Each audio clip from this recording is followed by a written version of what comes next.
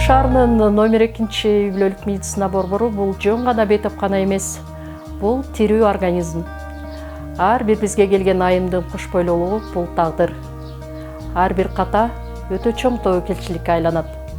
Мен кош бойлуу аялдардын төрөт убагында жана андан кийин кандай кыйынчылыктарга дуушар болорун жакшы түшүнөм. Анткени алардын катарында өзүм дагы жүрөм. Ошол мезгилдерде мен дарыгерлик кесибимди улантып, лидердик сапаттарды өрчүтүп, алгач кош бойлуулардын шарттарын жакшыртам деп өзүмө убада бергем. Ошондуктан мен жөн гана дарыгер эмесмин, мен лидермин. Жазет долбоору мага эң сонун жардам берди. Лидерлик көндүмүмдү жогорулатты.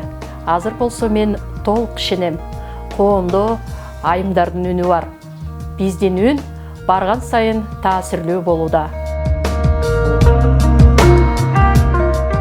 Ушул 3-чү кош бойлуулугумдун аягында мени өзүмдүн биздин поликлиникадагы үй бүлөлүк дарыгери мени КТГга жиберген.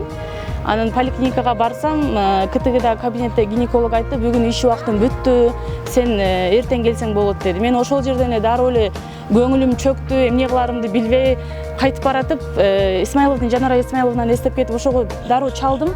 Ушундай болот атат, кандай кылсам болот деп, бул тиги гинеколог менен сразу байланышып, сүйлөшүп, мени ошол эле күнү КТГга түшүрдү.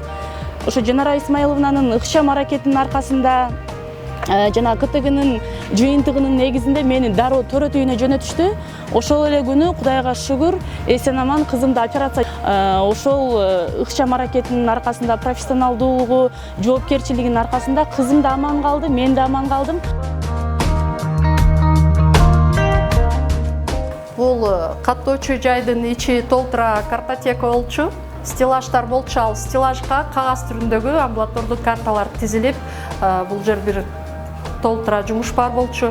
Өз кезегинде каттоочулар дагы жумушу аябай көп болчу, кезек толтура болчу, барьер тосулуп, каттоочулар кагаз түрүндөгү карталарды издеп аябай убакыт коротушчу. Бул жакта кезекте күтүп калган бейтаптар, кош бойлуу энелер топтолуп калчу.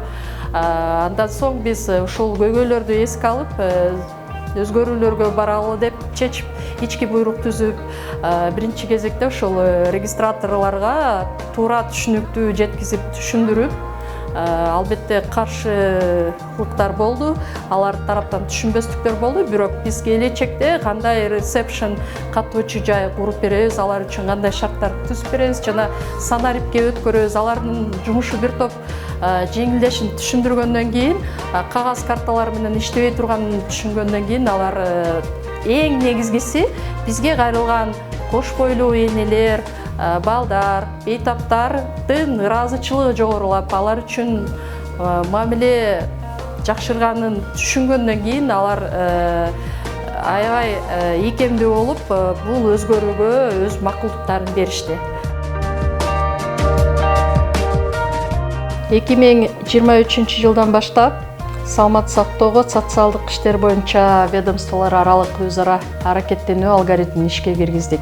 Ош шаарынын вице-мэри Аманова Салтанат Абдулдаевна баштаган башка ведомстволордун жетекчилери менен тыгыз иш алып баруудабыз. Алгоритм боюнча биз жогорку же орто социалдык тобокелдик тобундагы учурларда медициналык жардамды берген соң, аларды психологиялык, социалдык колдоо алуу үчүн тиешелүү ведомстволорго багыттайбыз.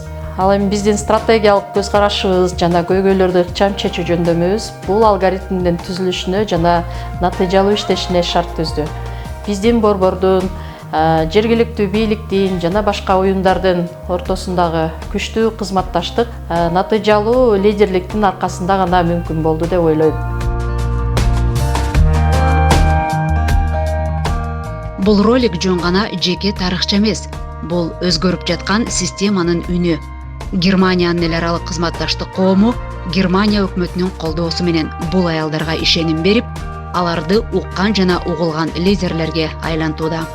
Лидерлик бул кам көрүү, ал эми кам көрүү келечекти сактап калуу.